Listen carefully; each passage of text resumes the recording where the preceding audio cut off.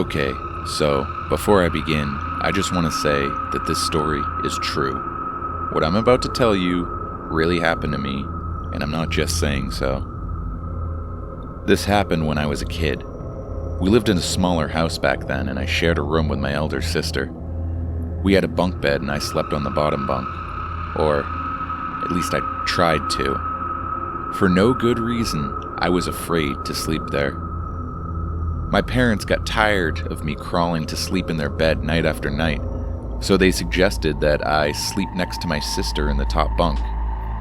My sister wasn't too fond of the idea, but she finally agreed, with the condition that I would sleep so that my head was lower, at the level of her chest, and not right next to hers, since once I had punched her in my sleep, causing her nose to bleed. I, of course, accepted her terms, since it got me out of the bottom bunk.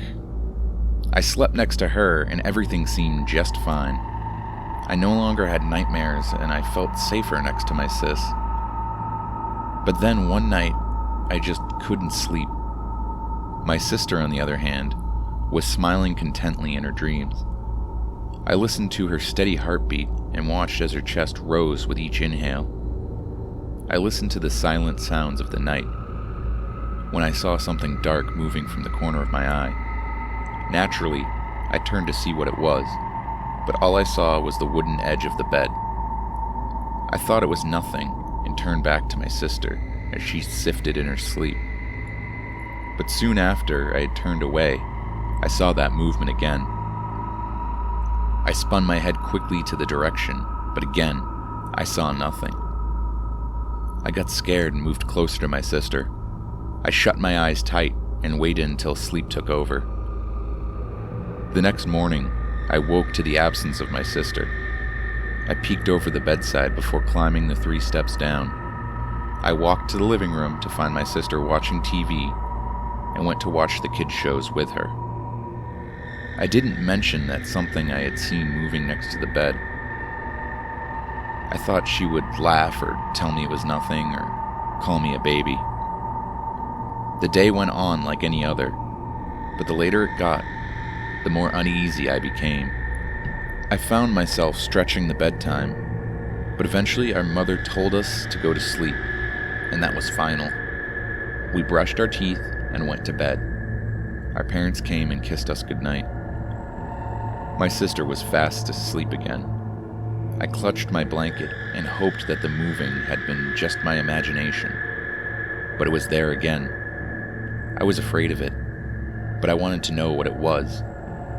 I cautiously turned my head, but when I looked straight at it, it disappeared. I turned away, and as I had thought, it returned. I turned again to see it, this time slowly and carefully, not to look straight at it. It worked. I saw what it was. A hand. A bony, brownish-green hand with long, black nails reaching over the railing of the bed. At this point, I was terrified. I automatically walked straight to it, only to see it quickly pull away, and as scared as I was, I crawled over my sister and looked over the edge to see what the hand belonged to. Nothing. Just the bare floor and the bottom bunk. I laid back in the bed, and when I looked away, the hand rose over the edge again. I wanted to see it, but as the hand reached over the side and finally cribbed the edge, I couldn't take it anymore. So I looked at it, causing it to retreat. I stared the spot where it always rose, and it didn't rise back, but I was getting tired and soon drifted to sleep. Each night was the same. I saw the hand, but never what it belonged to. I stopped seeing it when we moved to our current house, and me and my sister got separate rooms. I thought the hand had only been my imagination, fed by my fear of the dark, so I never mentioned it.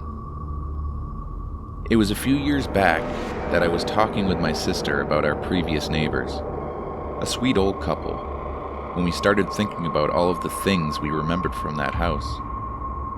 For the first time ever, I told her about the sickening green hand that I had kept seeing. She looked strangely at me and said, "I used to see it too."